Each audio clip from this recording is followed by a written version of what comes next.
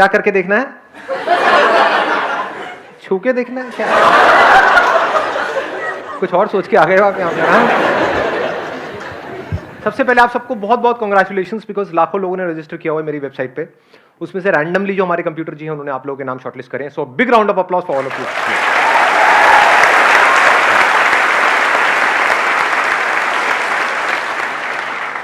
कितने पुराने पापी बैठे हैं आप में से, यानी कि मेरी कितने ऐसे हैं जिन्होंने मेरी बहुत सारी वीडियोस देखी हैं?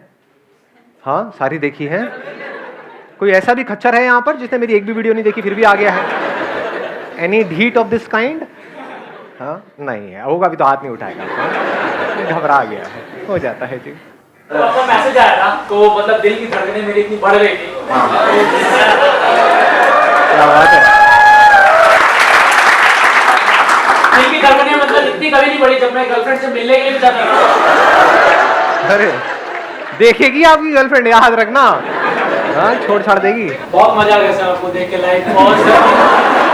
पहले लड़कों को ऐसा मजा पवन में आता था, कहीं और ही आ रहा है, वक्त बदल रहा है। हाँ, IIT का मतलब एक मेरा नहीं हो पाया सिलेक्शन, तो मेरे मौसी के लड़के ने आपके 2-3 वीडियोस दिए थे। हाँ। और 3GP में उसमें मेरे पास छोटा सा मोबाइल हुआ करता था। अब आपके बड़ा अमीर हो गए हो।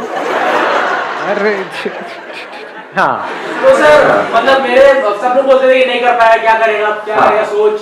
तो फिर मैं क्या कर लूंगा। एक बंदा था मतलब जो मेरे मोबाइल में था, तो वो कहता था कि आसान है करता है यार। कौन था वो? ओ अच्छा। I love you ना, huge crush on you. अच्छा, और लड़कियां वहां पे मुंह करके शर्मा रही है। ये तो मेरी बात कह रही है, मेरे दिल की बात बोल गई। हाँ हाँ, बोलो। हेलो सर, आपसे दोनों साथ में पहले लड़ो आपस में, एक दूसरे के बाल खींचो, नोचो एक दूसरे को, जो जीतेगा वो बोलेगा। ऐसे ही होता है लाइव सेशन, आप लोगों को पता नहीं है। लड़वा देता हूं मैं यहाँ पे। सर मुझे लग रहा है यहाँ के मेरा पैदा होना सफल हो गया सर।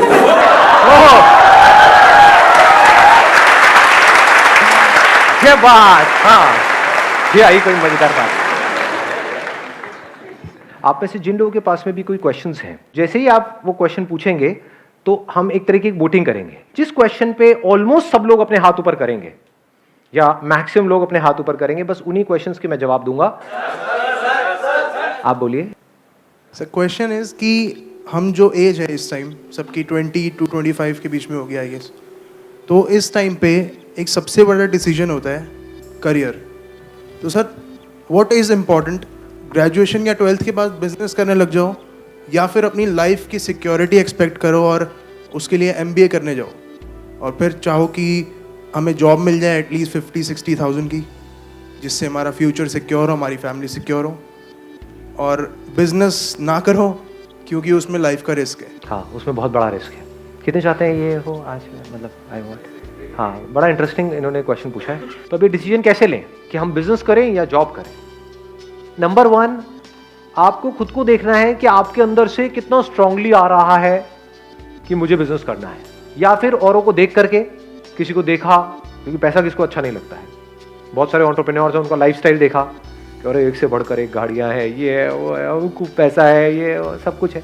उसको देख करके क्या हमारे अंदर से आ रहा है, या खुद हमारे अंदर से आ रहा है कि नहीं, मैं तो I am made for this only, then risk लेने में कोई बुराई नहीं है। अभी अगर कुछ हो गया 1-2 साल के अंदर अंदर, नथिंग लाइक इट, बहुत ही बढ़िया है। और कुछ नहीं हुआ तो अभी भी MBA का ऑप्शन तो ओपन है ही, क्योंकि बिजनेस में क्या है, exponential growth is possible. In job it is not possible. In job everything takes time, वहां पे बहुत पेशेंस चाहिए। मतलब ऐसा नहीं है कि आपका डेली इंक्रीमेंट होगा, इट्स नॉट पॉसिबल जी। साल वेट करना पड़ता है, नहीं करना पड़ता है। बिजनेस में डेली होता है इंक्रीमेंट, डेली ऑलमोस्ट। अगर बिजनेस क्लिक कर गया तो हमारे पोटेंशियल पे होता है सर वो। हाँ, आपके पोटेंशियल पे भी होता है, आपके आइडिया पे होता है, जो आगे क्लाइंट्स है उनके एक्सेप्टेंस पे होता है। आपने तो अपनी तरफ से बहुत अच्छा सोच करके कुछ किया, लोगों ने कहा क्या बकवास है, खेल खत्म। तो जब ये 2 चीजें जाकर के मिल जाती है ना, यानी अगर देखा जाए तो 2 चीजें मैं बोल रहा हूं, लेकिन है एक ही चीज, कि आपकी समझ कि सामने वाले बंदे को क्या चाहिए, अगर ये गहराई से हमको समझ आ जाए तो बिजनेस में आप बहुत आगे जा सकते हो।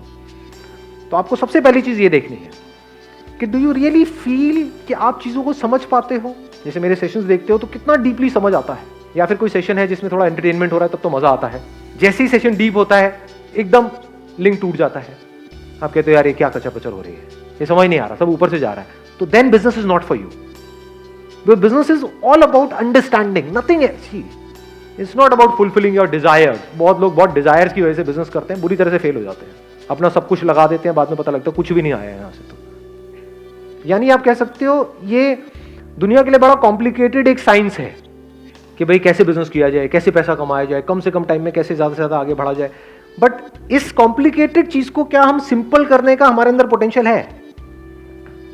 जैसे सिलिकॉन वैली में क्या बोलते हैं कि अगर जो भी आपका बिजनेस प्लान है उसको अगर आप एक पेज के अंदर एक्सप्लेन कर सकते हैं, that means it is a good idea. अगर आपको बहुत बड़ी प्रेजेंटेशन तैयार करनी पड़ रही है अपने आइडिया को समझाने के लिए, 50 पेजेस 100 पेजेस लगा करके आप एक प्रेजेंटेशन बना रहे हो, फिर उसको समझा रहे हो, देन बिजनेस आपके लिए नहीं है जी। Then it is not a good business idea, क्योंकि आपको बहुत कन्विंस करना पड़ रहा है, एक्सप्लेन करना पड़ रहा है। इसमें एक्सप्लेन करने की क्या जरूरत है? जो भी बिजनेस होता है मतलब दैट इज एक्सट्रीमली सिंपल कि ये मार्केट नीड है, इस नीड को हम इस तरीके से पूरा करने वाले हैं, खत्म। उसमें और क्या चाहिए? It is less of a science and more of an art.